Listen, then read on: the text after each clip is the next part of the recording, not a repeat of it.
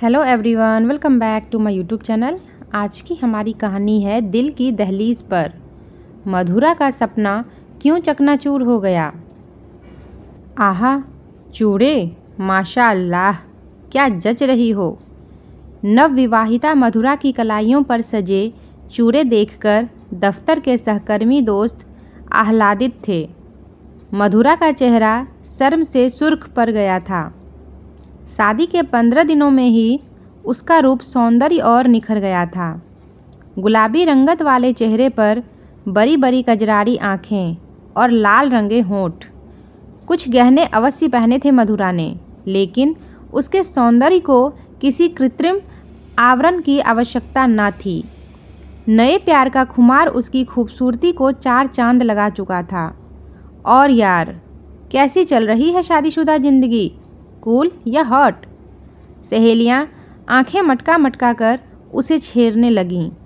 सच में मनचाहा जीवन साथी पाकर मानो उसे दुनिया की सारी खुशियां मिल गई थी। माता पिता के चयन और निर्णय से उसका जीवन खिल उठा था। वैसे क्या बढ़िया टाइम चुना तुमने अपनी शादी का। क्रिसमस के समय वैसे भी काम कम रहता है। सभी जैसे त्योहार को पूरी तरह एंजॉय करने के मूड में होते हैं।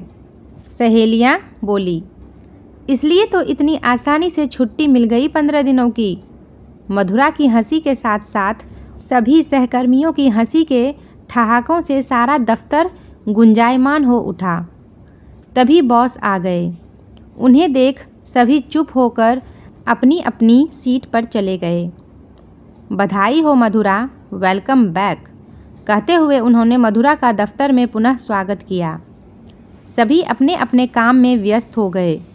मधुरा, शादी की छुट्टी से पहले जो तुमने टर्न की प्रोजेक्ट किया था कैरी एंड सन्स कंपनी के साथ, उसका क्लोजर करना शेष है। तुम्हें तो पता है हमारी कंपनी के नियम। जो रिसोर्स कार्य आरंभ करता है वही कार्य को पूरी तरह समाप्त कर वित्तीय विभाग से उसका पूर्ण भुगतान करवाकर फाइल क्लोज करता है।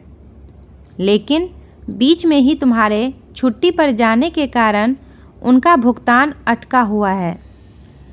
उस काम को जल्दी पूरा कर देना, कहकर बॉस ने फ़ोन काट दिया। मधुरा ने फाइल एक बार फिर से देखी। भुगतान के सिवा और कार्य शेष न था। फाइल पूरी करने हेतु उसे कैरी एंड सन्स कंपनी के प्रबंधक जितेन से एक बार फिर मिलना होगा। और फिर वह जितेन के विचारों में खो गई। शाम को लौटकर रात के भोजन की तैयारी कर मधुरा अपने कमरे में हृदय के दफ्तर से लौटने की प्रतीक्षा कर रही थी। समय काटने के लिए उसने अपनी डायरी उठा ली। पुराने पन्ने पलटने लगी। पुराने पन्ने उसे स्वतः ही पुरानी यादों में ले गए। 29 जुलाई। आज एम्प्लॉय मीटिंग में बॉस ने मेरे काम की तारीफ की। कितनी खुशी हुई।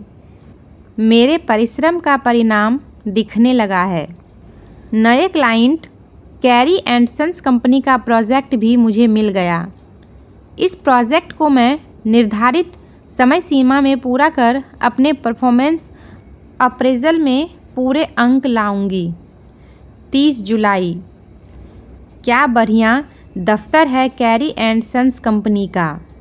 मुझे आज तक अपना दफ्तर कितना एवन लगता था, लेकिन आज उनका दफ्तर देखकर मेरे होश फाख्ता हो गए। इंटीरियर डिज़ाइनर का काम लाजवाब है। इतने बढ़िया दफ्तर में अक्सर आना जाना लगा रहेगा, मज़ा आ जाएगा। 31 जुलाई। सारे विभाग बहुत अच्छी तरह नियंत्रित हैं और आपस में अच्छा समन्वय स्थापित है। कैरी एंड सन्स कंपनी का आईटी विभाग प्रशंसा के काबिल है। आज अपने काम की शुरुआत की मैंने, लोगों से मिली, किंतु जिनके साथ मिलकर काम करना है यानी जितेन, उनसे मिलना रह गया। कल उनसे भी मिल लूँगी। 1 अगस्त। मैंने अपने सपने में भी नहीं सोचा था कि ऐसे हीरो जैसा बंदा दफ्तर में टकराएगा मुझसे। उफ, कितना खूबसूरत नौजवान है जितेन। लंबा चौड़ा, सुंदर, लगता है सीधे मिल्स एंड बुन्स के उपन्यासों से बाहर आया है। मेरे सपनों का राजकुमार। 6 अगस्त। आज पूरे हफ्ते भर बाद फिर से जितेन से मुलाकात हुई। वो इतना व्यस्त रहते हैं कि मुलाकात ही नहीं हो पाती।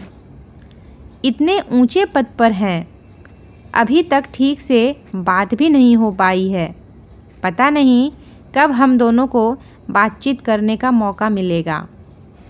अभी तो मैं जितेन को अपने कार्य के बारे में भी ढंग से नहीं बता पाई हूँ।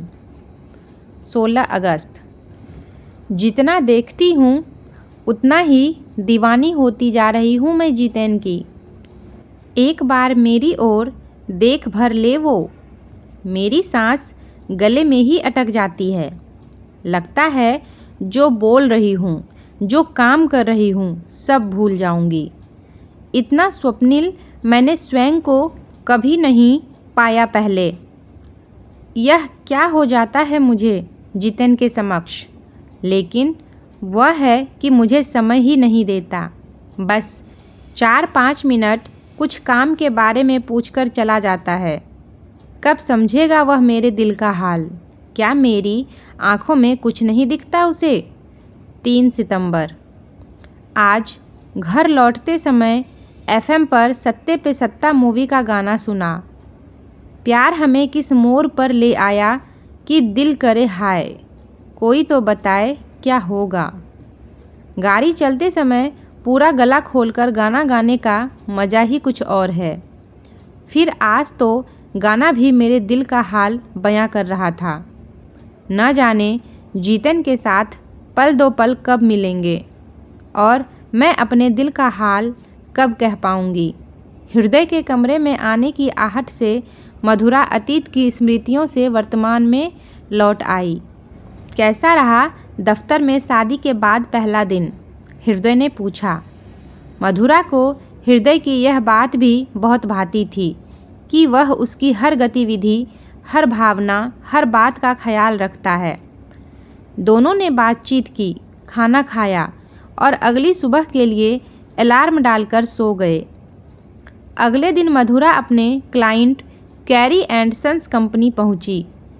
आज उसने फाइल क्लोजर की पूरी तैयारी कर ली थी। फाइल पेमेंट का चेक देने वह जितेन के कक्ष में पहुंची।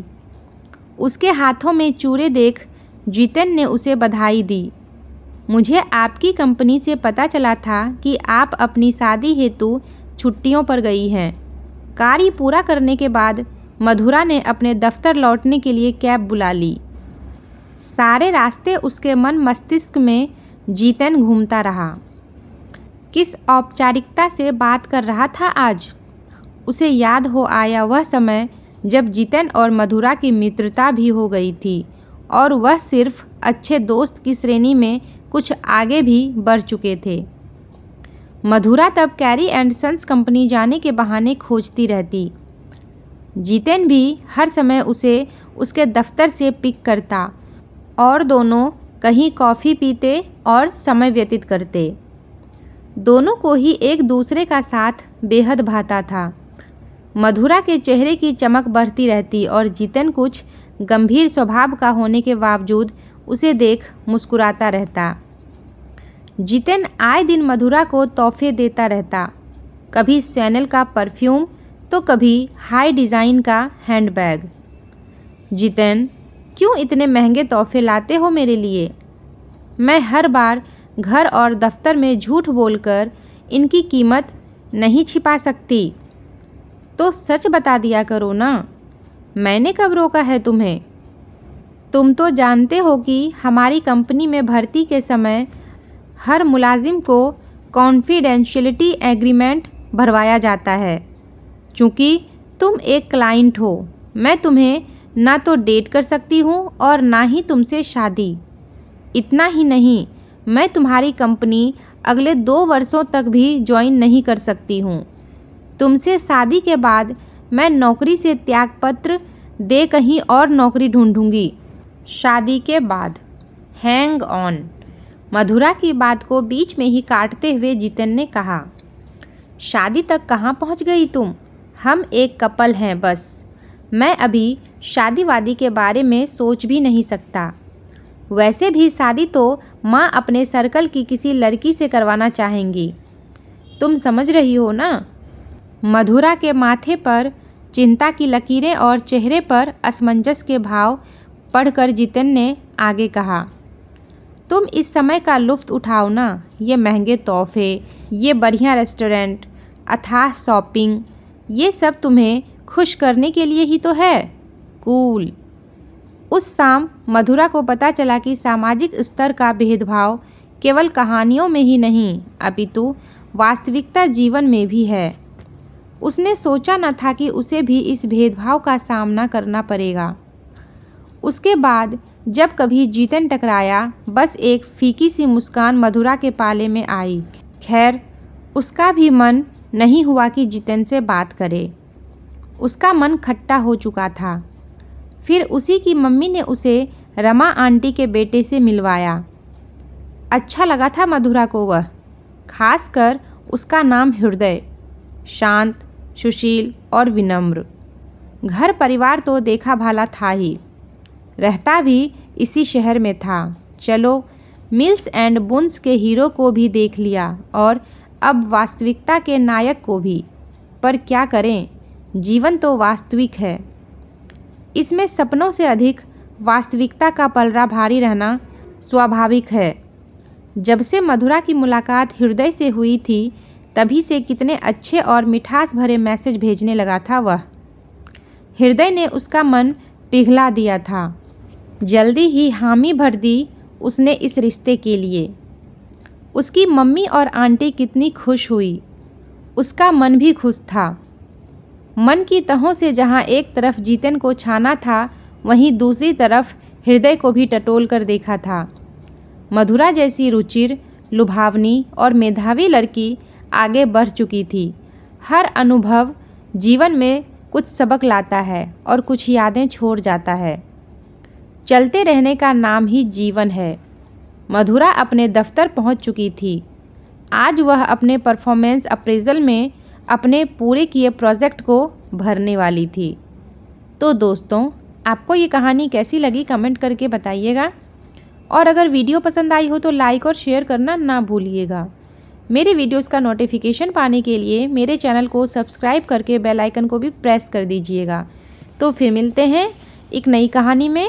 तब तक के लिए टेक केयर एंड बाय।